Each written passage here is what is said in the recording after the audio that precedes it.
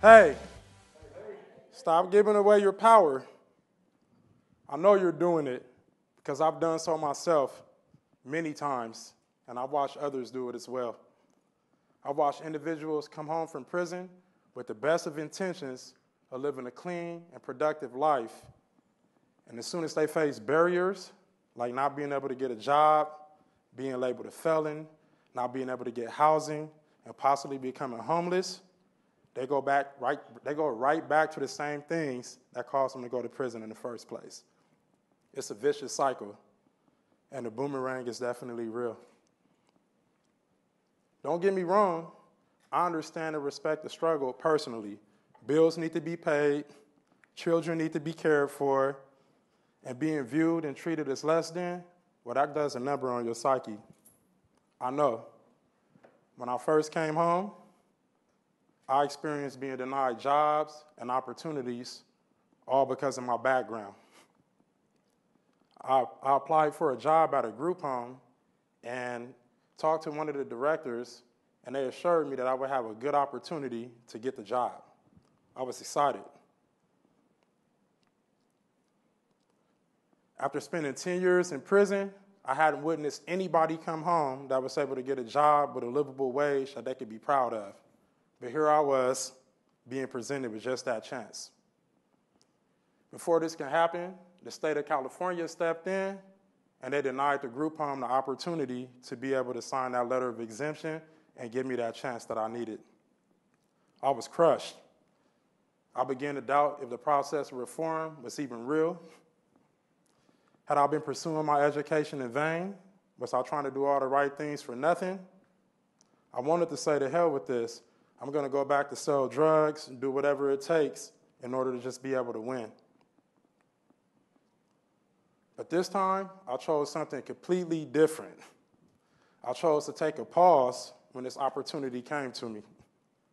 All the emotions, all the thoughts, processing everything, I decided to take a moment of silence and just kind of ground myself and say, hey, I don't want to go back.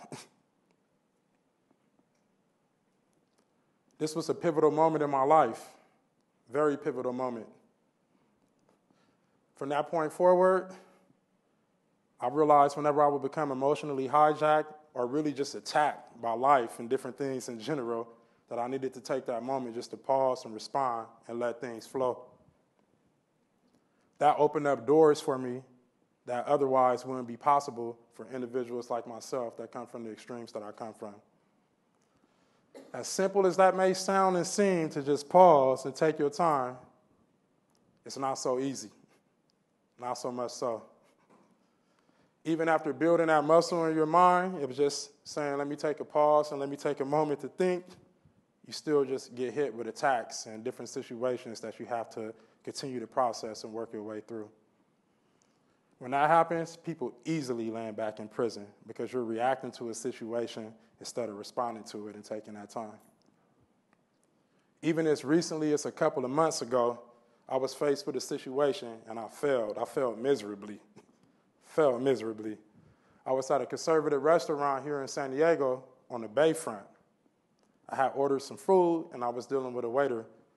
I tasted the food and he seen my facial expression and was like, is everything okay? And I was like, nah. And he was like, would you like us to go back and recook the food and, see if we could get that right for you? I said, no problem. Upon returning with the second plate, he began to talk to me in a slick tone. And it was like, would you like to take the silverware and the knives with you too? So I sat there, and instead of pausing, and there were many ways I could have dealt with that situation, I decided to react, and I matched that energy. I told him, who the hell do you think you're playing with, and I'm not your slave. The waiter then reacted by pulling a Karen and calling the police. Sad to say, I spent that night in jail over something that could have been avoided had I just took my time and not engaged that energy. Although all ended up working itself out, I still put my future in jeopardy. When we react to situations, instead of responding, we defer the power of our choice to whoever it was that came through with those that attacked you, I should say.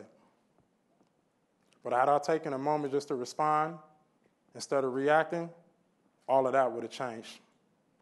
When we react and match people's energies, it leaves zero chance for opportunity at de-escalation and being able to take the best course of action. On the contrary, when we respond, we think. We get to choose. We get to have the chance to find the best course of action. I suspect my entire evening and that night would have went different with the waiter had I chose to just respond instead of reacting to him. Simply put, our emotions drive our reactions. Our logic drives our responses. Viktor Frankl, founder of logotherapy, concentration camp survivor, he said it best. He said, between stimulus and response, there's a space right there in the middle. And in that space is our power to choose. What I discovered by listening to that is that between that space, when it comes to reaction and response, there lies our future. Every single opportunity we get to wake up and have a choice and have an option to do different things. I believe everything would have been all right had I responded, and I believe in life, everything is a test. We're always going to have that chance to be able to respond to the ways that people treat us, to respond to the situations that we are in. Because keep in mind, if you fight fire with fire, you're going to get more fire. And everything is going to continue just to be fire. That's not what we want. Today, I'm no longer a victim of my circumstances like most of the people are where I come from, because when they get faced with situations, they choose to react.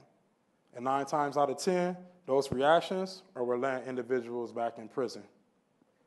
And then the cycle continues again, because like I said earlier, the boomerang is real.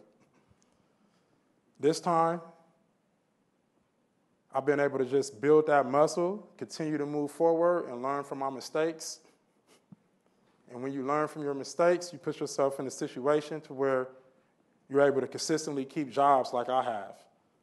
You're able to receive your associate's, bachelor's, and master's degree. My greatest accomplishment is my son right here in front of us. DJ. DJ. That's everything to me. That's everything to me. My father asked the other day, this is a little off topic, but this means a lot to me right here, right? My father asked, or he called me the other day and told me, you know what, I asked your son who he wants to be when he grows up and what he wants to be, and he said his dad.